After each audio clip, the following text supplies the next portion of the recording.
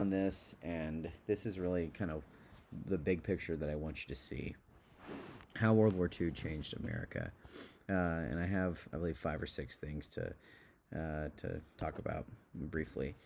World War II started an economic boom and massive employment. Really ends the Great Depression, and this economic boom lasts throughout the 50s and into the 60s.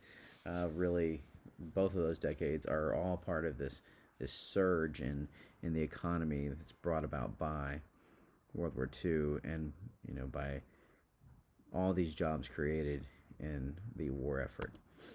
Number two, women worked in record high numbers, and it did change the role of women, having more opportunities outside the house, more opportunities for employment.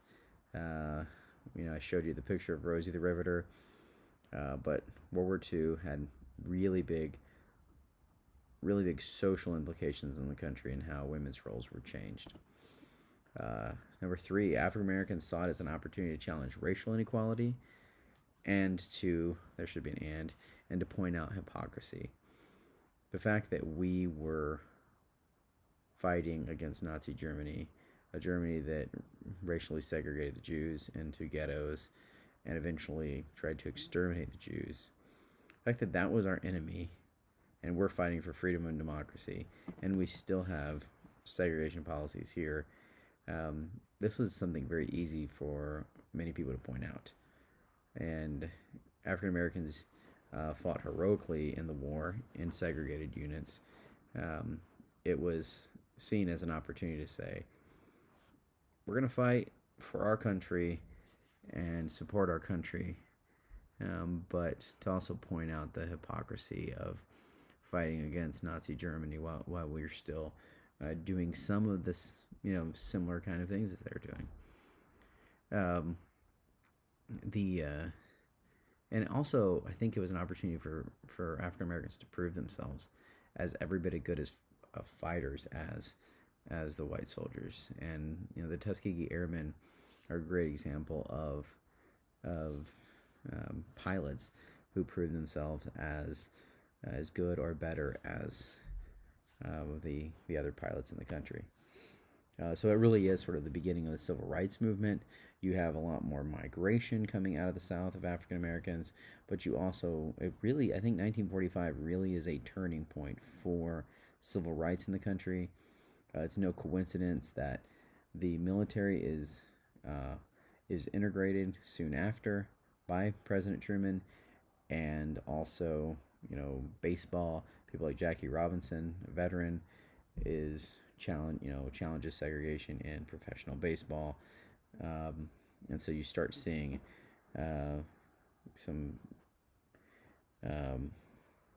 advances in civil rights. You have a flood of Jewish immigrants after the Holocaust, particularly in places like New York, or even during, although there were some restrictions on immigration, but particularly afterwards. This has a huge effect on American culture. And then lastly, and importantly, for the sake of this course, as we move on to next talk about the Cold War, World War II represents and begins a massive change in American foreign policy. The United States becomes heavily involved in the UN and alliances with Western European countries. The heavily involved in opposing the Soviet Union in the Cold War, trying to contain communism. We'll talk about the Truman Doctrine when we talk about the Cold War. But the big picture is we go from being isolated, not wanting anything to do with this war, to, after World War II, becoming a kind of global police force in so many instances, especially because of trying to stop the spread of communism. And so we want to stop a totalitarian regime. We saw how evil a totalitarian regime can be and why you need to stand up to it.